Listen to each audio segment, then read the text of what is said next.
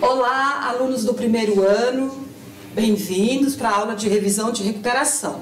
Desejo que ninguém esteja assistindo essa aula, ou seja, porque foi aprovado aí na unidade 1, alcançou a nota máxima aí na unidade 1. Então vamos para a nossa revisão da aula de recuperação? Isso aí. Pois é, gente, aqui a professora Lidiane e eu, o professor Alexandre, mas se você, por acaso, por algum motivo, de algum modo você ficou aí, nós vamos te ajudar com de todo o coração para que você supere esse tropeço aí. Então vamos revisar o conteúdo, então vocês focam na aula de revisão, da recuperação. Então vamos lá os conteúdos, aula 9.1. Revisão de recuperação, unidade 1. Nós vamos revisar 3 aulas. Aula 1, concepções de arte. Aula 2, linguagens artísticas. Aula 5, egípcia e grega. Aula arte egípcia e grega. Então, a aula 1, abordamos todos esses temas. E agora nós vamos focar nas questões principais. Até porque a avaliação, ela será de acordo a essas questões aqui que nós vamos abordar na aula. Então, a arte, no período da civilização, né, do Egito, é uma arte dedicada à vida após a morte. Então, é uma característica importante, né, no fazer artísticos, né, nesse período. Não é isso, professor? Exatamente. Tudo era voltado para a vida após a morte, né? Então, túmulos suntuosos do faraó e seus familiares, né? Estátuas deixadas junto a eles, né? Arquitetura de tumbas, construções e as pirâmides que surgiram a partir das mastabas.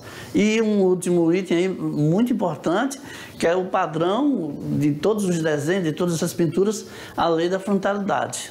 Certo. E seguimos então com a arte grega.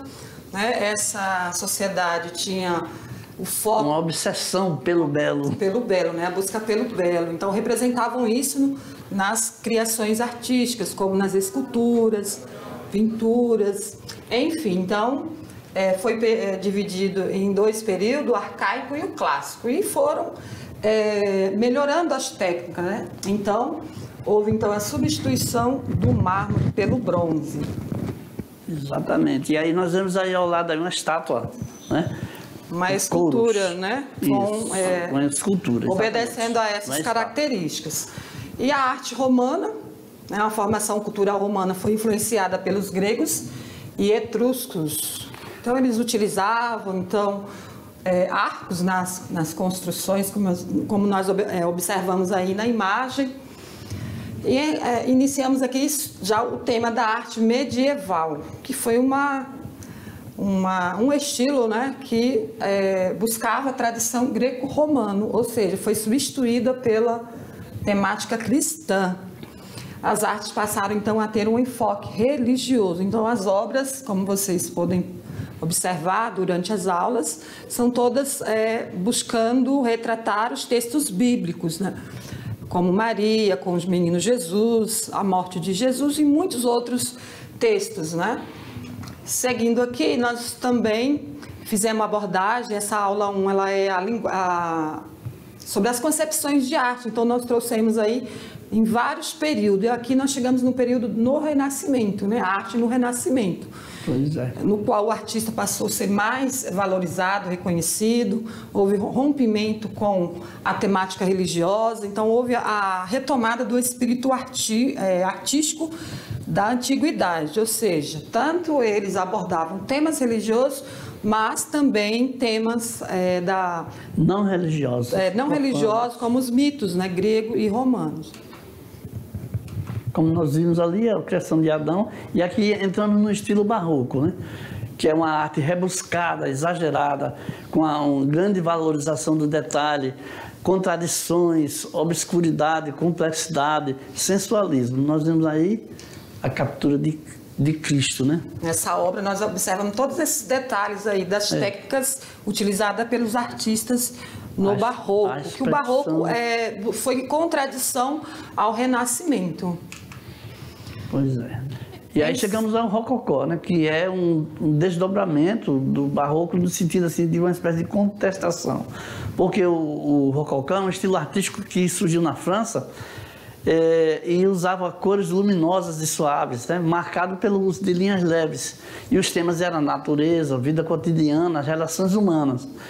Representação da vida do povo, da aristocracia, dos mais ricos. Dos burgueses da época, né? Podemos chamar de burgueses, que eram as pessoas que tinham condição socioeconômica privilegiada. Em seguida, o neoclassicismo, neo quer dizer novo clássico, que expressou os valores, então, da burguesia fortalecida e assumiu a direção da sociedade europeia, né? Após a Revolução Francesa. Principalmente com o Império de Napoleão. Napoleão, que patrocinou vários quadros e alguns artistas, de que ele mandava fazer quadros exaltando seus motivos. Mas no caso aí o Juramento dos Horácios, esse quadro. E o romantismo, né? Romantismo, outro estilo, um estilo que marca também aí o rompimento com a arte clássica, mas surge em reação ao neoclassicismo, pois os artistas românticos procuravam se libertar das convenções acadêmicas e também buscavam a livre expressão, né, da personalidade do artista. Ou seja, romantismo, essa palavra romantismo, é a forma que os artistas abordavam os temas, principalmente temas históricos, né, como esse quadro aqui com o tema Liberdade Guiando o Povo, de Eugène Delacroix, que é um francês, né? Um quadro aí muito... Certamente, com uma mulher dominando toda a cena. Muito importante, né? Retratando aí a Revolução Francesa. Exatamente. Seguindo, finalizando já a concepção de arte, aí na linha histórica, né? Da história da arte, tivemos o período moderno, no qual a produção artística surgiu entre esse período aí, século XIX e século XX. A arte começou então a ramificar em vanguardas, né, a partir das artes plásticas, mas também em várias outras áreas, né, do conhecimento, literatura, as artes plásticas, né, pintura, escultura, literatura e vários outros contextos. Os pintores então eram chamados de impressionistas, né? Então essa imagem aqui já marca aí a mudança das técnicas utilizadas pelos pintores, né? Após esse período aí do romantismo, né? Nós observamos aqui que o modernismo, o artista também ele tem mais liberdade ainda e muda, né? E vai de contra aquele padrão da arte acadêmica. Das formas exatas, né? Que você veja que tem um pouco de deformação nas figuras. Entramos na arte, na contemporaneidade, que é a arte que se segue até hoje, né? Que acontece até hoje, ao mesmo tempo em que vivemos, que se construiu a partir do modernismo. Expressões técnicas e artísticas inovadoras, que incentivam a reflexão subjetiva sobre a vida, sobre a obra, aliás. Valores pelo desejo, pelas invenções, pelas experimentações artísticas, né? Que é o que acontece hoje, cada vez mais novas artes surgindo devido a novas experimentações, novas tecnologias. Certo, então vamos à revisão, né? Uma questão aqui para revisão. Considere as afirmativas e marque V para verdadeiro e F para falso. A arte egípcia obedecia a um padrão lei da frontidade? Verdadeiro. A formação cultural romana foi influenciada por gregos e etruscos? Verdadeiro. Os romanos eram mestres da arte de esculturas? Não é verdadeiro, não. Falso, né? A arte medieval substituiu a tradição greco-romana pela tradição cristã? Verdadeiro. No Renascimento, houve a retomada da arte com a perspectiva religiosa? Em alguns momentos, né? Teve a retomada com a perspectiva religiosa, mas não era o tempo todo temas religiosos. Isso daí. Então, falsa. Então, VV, F, V falsa. Então, vamos para a aula 2, linguagens artísticas. Falamos, então, das artes visuais, né? Dos elementos das artes visuais e também a pintura, escultura e gravura. As artes visuais é um conjunto de artes que representam o mundo real, imaginário. Então, tem a visão como forma de avaliação e apreensão, né? Então, as artes visuais podem ser produções com utilização de papel, madeira, gesso, argila, programas de informática, máquinas de captação, reprodução de imagem, como filmadoras ou máquinas fotográficas. Então, tudo que é possível visualizar e também ter contato com o tato é arte visual. A pintura é uma das primeiras manifestações artísticas. Aplicação de pigmentos. Na aplicação de pigmentos. Num plano dimensional, ou seja, nos suportes. E os temas, natureza morta, retratos, paisagens, temas religiosos ou fatos históricos. Ou não abstrato. Os temas podem ser variados, né? Depende do artista. Então, a pintura pode ser desenvolvida e utilizar-se de vários materiais, de várias pigmentação. E a gravura, que é a linguagem artística que permite múltiplas reproduções a partir de uma matriz. Então, geralmente, tem ali um molde e vai fazendo-se reprodução por meio desse molde ou dessa matriz. Escultura, vocês já conhecem muito o que é escultura, né? A linguagem tridimensional, no qual o escultor utiliza as 3 dimensões, altura, largura e profundidade. O tema 2, artes cênicas, como dança, teatro e música. Dança está relacionada ao movimento do corpo, também ao ritmo, conforme a música. Teatro é o objeto artístico em que há o espetáculo, a apresentação de cenas, de textos dramáticos, enfim, é a relação do artista e com o espectador. Aí vem a música, né? A música é a arte feita com sons e silêncios. Também é considerada uma arte imaterial, porque não possui matéria física, não possui forma. E também acontece dentro de um espaço de tempo, por isso é considerada temporal. E as artes híbridas? É o conjunto de expressões, principalmente das artes cênicas, que naturalmente é o grupo de expressões variantes criativas. São artes que se utilizam de outras artes, que se misturam com outras artes quando estão sendo exibidas, quando estão sendo performadas, quando estão sendo executadas. Certo, então vamos para uma atividade de revisão.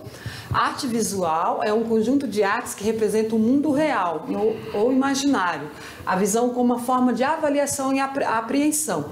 São elementos da arte visual. Pintura, escultura e gravura, música, escultura e dança, gravura, teatro e música, pintura a óleo, desenho e vasos. Então vamos ver qual a resposta correta. 1 e 4.